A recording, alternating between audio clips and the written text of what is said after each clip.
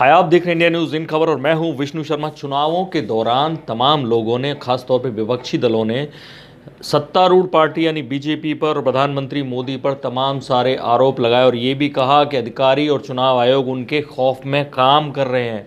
ऐसे में हम बात करेंगे ऐसे दो आईएएस बाप बेटी की जिन्होंने बीजेपी को परेशान करके रख दिया। वो लगातार बीजेपी और मोदी सरकार से टक्कर लेते रहे। और कौन है वो दो आईएएस, वो आज आप जानेंगे। पहले आईएएस को तो आप जान गए होंगे, चुनाव आयोग के एक कमिश्नर अशोक लवासा। वो फादर हैं ऐसी बेटी के जिसने बीजेपी के एक तरह से छक्के छुड़ा दिए, परेशान करके रखा। कौन है उनकी बेटी और कौन है अशोक लवासा, उनके बारे में आज विस्तार से आपको बताते हैं। दरअसल अशोक लवासा उन 3 कमिश्नर्स में से एक हैं जो चुनाव आयोग में होते हैं। चुनाव आयोग में जो चीफ कमिश्नर हैं सुनील अरोरा, और उनके साथ सुशील चंद्रा और अशोक लवासा 2 कमिश्नर हैं।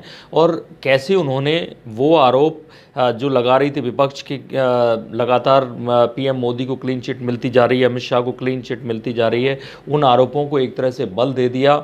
उन्होंने एक लेटर लिखा जो चीफ इलेक्शन कमिश्नर हैं उनको, सुनील अरोरा को, कि जिस तरह से सुप्रीम कोर्ट और हाई कोर्ट में होता है कि अगर कोई जज राय डिफर रखता है उस राय को फैसले में शामिल किया जाए ताकि लोग जान सकें कि उस तीसरे जज ने या जो बाकी जज जो अलग राय रख रहे थे उन्होंने क्या कहा था। वो चाह रहे थे कि चीफ इलेक्शन कमिश्नर वैसे ही जो भी कमिश्नर उसमें अलग राय रखता है फैसले में तो उसकी राय को भी शामिल किया जाए। लेकिन चीफ इलेक्शन कमिश्नर ने साफ कहा, उन्होंने एक लेटर बाकायदा मीडिया के लिए जारी किया कि इस मामले में सुप्रीम कोर्ट और हाई कोर्ट की तर्ज पे नहीं चला जा सकता। बाकी अगर कोई जानना चाहता है तो आरटीआई का रास्ता खुला है। और ये भी कहा कि आमतौर पे इस तरह के डिफरेंसेस होते हैं, लेकिन अशोक लवासा की बात को मानने से मना कर दिया। और विपक्षी पार्टियों को एक मुद्दा मिल गया कि कहीं ना कहीं चुनाव आयोग में मोदी की क्लीन चिट जो मिल रही हैं उसमें कोई ना कोई कमिश्नर है जो इस बात को नहीं चाहता कि मोदी को इस तरह की क्लीन चिट जो उन्होंने चुनाव आचार संहिता तोड़ी है या उन पर आरोप लगे हैं उन मामलों में दी जाए।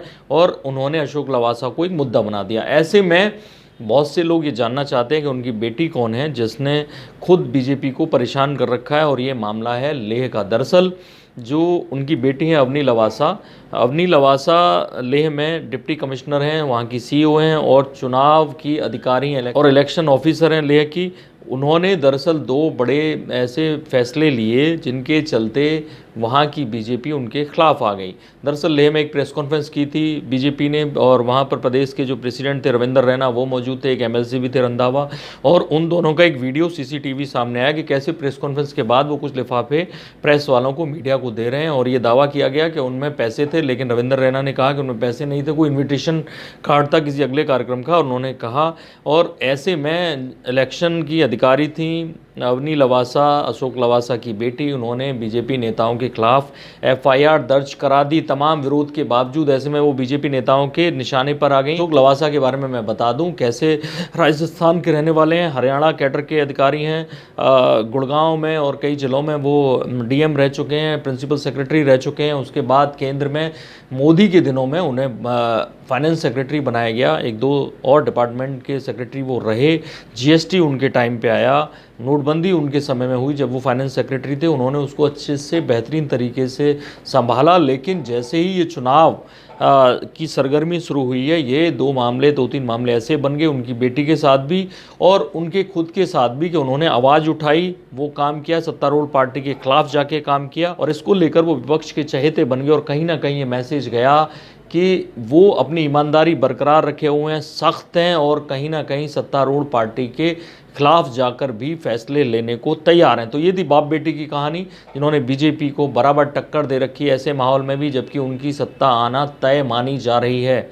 ऐसी तमाम और कहानियां देखने के लिए देखते रहिए इंडिया न्यूज़। सब्सक्राइब करें इन खबर। थैंक यू, नमस्कार। इन खबर चैनल को सब्सक्राइब करें और बेल आइकन दबाना ना भूलें।